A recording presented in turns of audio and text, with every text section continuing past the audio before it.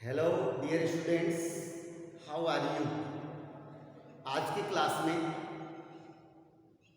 मैं class 10th के students के लिए फर्स्ट फ्लाइट जो अपनी टेक्स्ट बुक है उसका lesson second Nelson Mandela long walk to freedom, इसका पार्ट सेकंड का ए भाग आपके सामने लेकर उपस्थित हो। पार्ट सेकंड थोड़ा लंबा है, इसलिए इसको मैंने अपने स्तर पर दो खंड में डिवाइड कर दिया, पार्ट सेकंड ए और पार्ट सेकंड बी। तो इस पार्ट सेकंड ए में आज मैं आपको उस घटना के बारे में बता रहा हूं जो दक्षिण अफ्रीका में जो उद्घाटन समारोह के दौरान जो हुआ उसको बताने जा रहा हूं। देखिए, नेल्सन मंडेला को स्पष्ट बहुमत मिला और वो राष्ट्रपति बन गए दक्षिण अफ्रीका के। तो दक्षिण अफ्रीका के राष्ट्रपति बने तो उन्होंने जो स्पीच जो दिया था उद्घाटन सत्र में, उसी के बारे में बताया जा रहा है। तो सबसे पहले वर्ड्स मीनिंग, स्पेक्टेक्युलर एरी प्रभावशाली प्रदर्शन, फॉर्मेशन संरचना, मिलिट्री फोर्स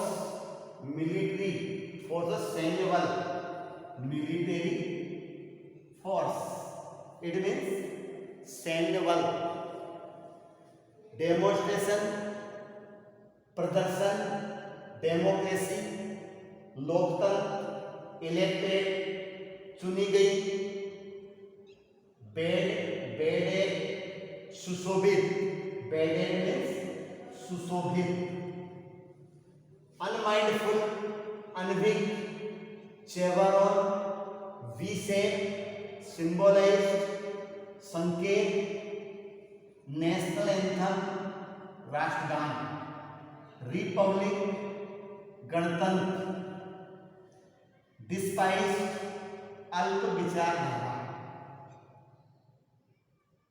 इनॉग्रेशन उद्घाटन, हिस्ट्री मीन्स इतिहास, डिकेड दशक, 10 वर्ष की जो अवधि होती है वो एक डिकेड होता है, डिफरेंसेस भिन्नता, रेशियल जातिगत, डोमिनेशन आधिपत्य, स्ट्रक्चर ढांचा, हार्शेस्ट सबसे कठोर, इनह्यूमन अमानवीय, ओवरटर्न पलट देना, ओवरटर्न मीन्स पलट देना, रिप्लेस पुनः स्थापित करना, रिप्लेस मीन्स पुनः स्थापित करना।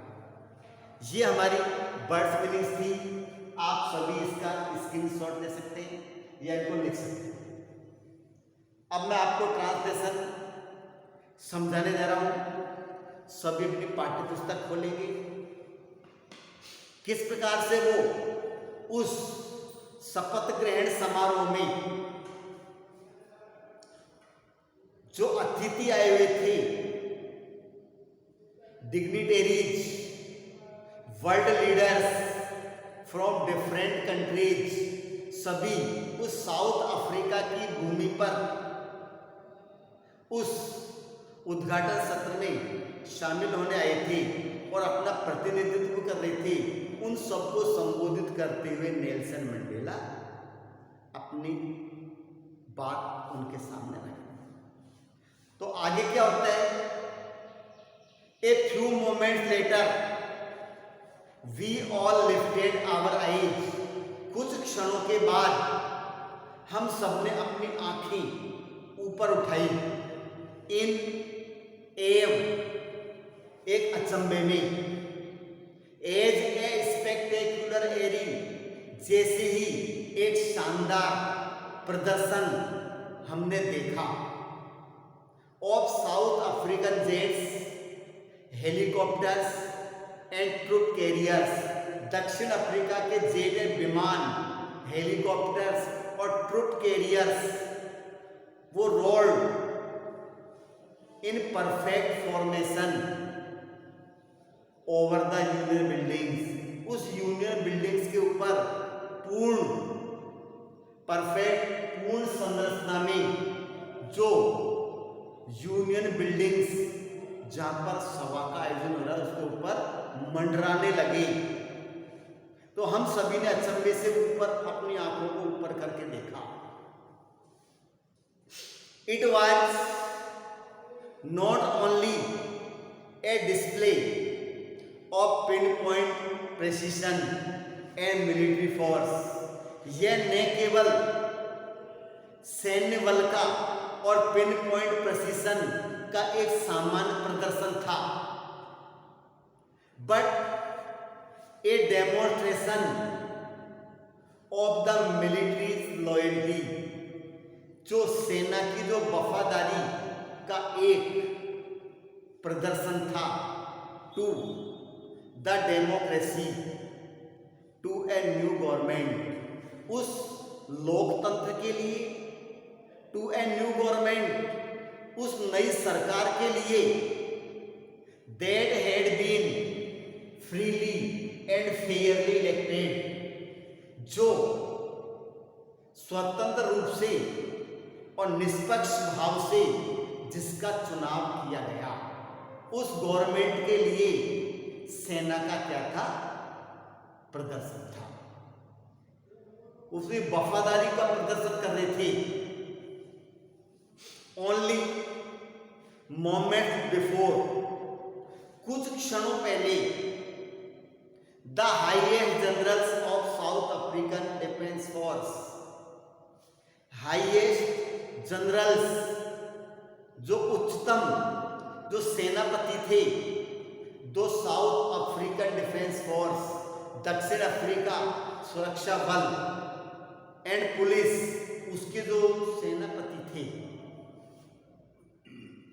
दियर chest bedecked with ribbons and medals from days gone by, जिनके सीने पर रिबन्स और मेडल्स सुशोभित हो रहे थे, वो जनरल्स, हाईएस्ट जनरल्स, सैल्यूटेड मी, उन सब ने मुझे सैल्यूट किया। दक्षिण African defence force and police के जो जनरल्स थे उन्होंने मुझे सैल्यूट किया। एंड प्लेस्ड दियर लॉयल्टी, और उन्होंने अपनी वफादारी की प्रतिज्ञा की, यानी मुझे सम्मान किया, मेरा सम्मान किया, उन्होंने मुझे सैल्यूट किया। अब वो आगे बताते हैं कि I was not unmindful of the fact, मैं उस बात से अनभिज्ञ नहीं था, मुझे पता है पहले वाली बात, that not so many years ago, ज्यादा समय पहले की बात नहीं है, not so many years ago, कुछ समय पहले, before they would not have saluted, उन्होंने मुझे सैल्यूट नहीं किया, या कुछ वर्षों पहले की बात है, इन्हीं लोगों ने मुझे सैल्यूट नहीं किया था, बट अरेस्टेड मी, बल्कि मुझे उस समय उन्होंने गिरफ्तार किया था। Finally a chevron of Impala jet, ये इम्पाला एक विमान है, उसकी जो बेस वी शेप का जो पैटर्न था, left A smoke trail of black, red, green, blue and gold, यानी विभिन्न रंगों का धुआं उस इम्पाला जेट ने छोड़ा। Of the new south African flag, दक्षिण अफ्रीका का जो झंडा है वैसे रंग का उसने धुआं छोड़ा। या दक्षिण साउथ अफ्रीका जो फ्लैग है उसे ब्लैक, रेड, ग्रीन, ब्लू और गोल्ड इन सब रंगों का मिश्रण है। तो उन्होंने मेरा इतना सम्मान किया, जबकि कुछ समय पहले उन्होंने मुझे सैल्यूट न करके बल्कि मुझे गिरफ्तार किया। आज वही लोग मुझे सलाम कर रहे हैं। The day was symbolised for me, यह दिन मेरे लिए उसका संकेत था, by the playing of our two national anthems, जो हमारे दो राष्ट्रगान गाने का, यानी मेरे लिए दो राष्ट्रगान गाए गए। And the vision of white singing, जो श्वेत लोगों के दृष्टिकोण में जो गीत था, एन कोसी सिक्लेन, क्या था? Nkosi Africa and black singing Die Stem, और काले लोगों का जो राष्ट्रगान था वो डाई स्टेम था। The old anthem of republic, वहां के गणतंत्र का जो पुराना राष्ट्रगीत था, वो वहां पर दो राष्ट्रगान मेरे सम्मान में गाए गए। आल्दो, यद्यपि दैट डे, उस दिन, neither group knew the lyric of the anthem they once despised, यानी कोई भी समूह उस राष्ट्रगान की लहरी के स्वर लहरी को नहीं जानता था। दे वर डिस्पाइड, जिसके लिए दे वर डिस्पाइज, डिस्पाइज का मतलब यहां पे दिया है मैंने, डिस्पाइज का अर्थ होता है, ध्यान नहीं दिया गया, डिस्पाइज जिसके प्रति लोगों का क्या अल्प दृष्टिकोण था, उनको पता नहीं था इस चीज का। दे वुड सून नो, वो इसको जान जाएंगे, द वर्ड्स बाय हार्ट, आगे चल के वो मन से इनके शब्दों को सीख जाएंगे। पहले इसको जानते नहीं थे, उनको उसने गाया। On the day of the inauguration, उस उद्घाटन के दिन, I was overwhelmed, I was overwhelmed with a sense of history, इतिहास के बोध से मैं बहुत अति उत्साही था। ओवरवेल्म्ड मीन्स अति से, with a sense of history, इतिहास के बोध से। मुझे पिछला इतिहास याद है।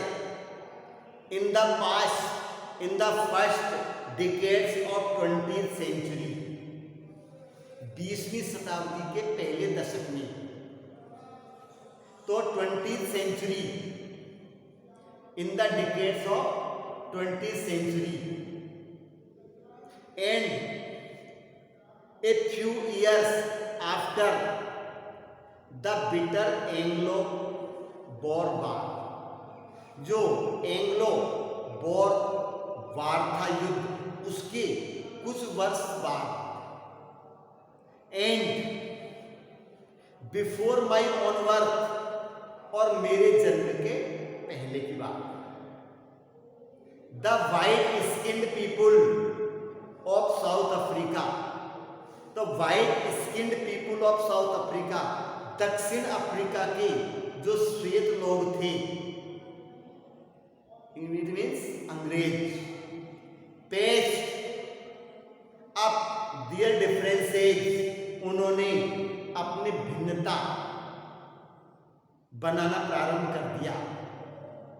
एंड इरेक्टेड ए सिस्टम, और एक ऐसा तंत्र उन्होंने खड़ा किया, ऑफ रेशियल डोमिनेशन, जातिगत भेदभाव, एक तंत्र, डोमिनेशन का यहां पर लिखा हुआ है आधिपत्य, यह होता है जातिगत भेदभाव। तो जातिगत भेदभाव का एक तंत्र उन्होंने खड़ा किया against dark skinned people of their own land, यानी काले लोगों के विरुद्ध उन्हीं की भूमि पर श्वेत लोगों के द्वारा भेदभाव का तंत्र खड़ा किया गया। द स्ट्रक्चर दे क्रिएटेड और जो ढांचा उन्होंने तैयार किया, form the basis of one, जो किसी एक पर आधारित था, जो हार्शेस्ट सबसे कठोर और मोस्ट इनह्यूमन सबसे ज्यादा अमानवीय था। Society the world has ever known, संसार के जो समाज जिसके बारे में कभी जानते थे, यानी भेदभाव पर आधारित था, सबसे कठोर और सबसे अमानवीय तंत्र उन्होंने खड़ा किया। किन्होंने? दक्षिण अफ्रीका के व्हाइट लोगों ने। Now in the last decade of the 20th century, और अब ये घटना मेरे जन्म के पहले की थी, और अब इन द डिकेड अंतिम दशक में, and my own 18 decades as a man, और एक पुरुष के रूप में मुझे 8 डिकेड्स हो गए। That system had been overturn forever, उस तंत्र को हमेशा के लिए पलट दिया गया था। जो तंत्र उन्होंने खड़ा किया, जो भेदभाव पर आधारित था, अमानवीय था, सबसे कठोर था, उसको हमेशा के लिए पलट दिया। एंड रिप्लेस्ड बाय वन, और दूसरा तंत्र, इसके स्थान पर दूसरे तंत्र को खड़ा किया गया, उन्हें स्थापित किया। By one that recognised the rights and freedom of all peoples, जो सभी लोगों की स्वतंत्रता और अधिकार के बारे में जानता है, जो समझता है, पहचानता है, regardless of the colour of their skin, जो उनके शरीर के रंग के आधार पर नहीं था। इस लोकतंत्र में सभी को समान अधिकार था। यहाँ पर गोरे और काले लोगों के बीच किसी प्रकार का भेदभाव नहीं था।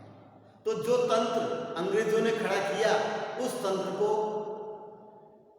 यहाँ के लोगों के द्वारा अब पलट दिया गया, किसी भेदभाव पर आधारित नहीं है। ये नेल्सन मंडेला ने अपने स्पीच में बताया। इस बिंदु पर आकर सेकंड का ए कंप्लीट हुआ। इसी सेकंड का बी पार्ट मैं आपको अगली क्लास में बताऊंगा, समझाऊंगा। तब तक के लिए धन्यवाद।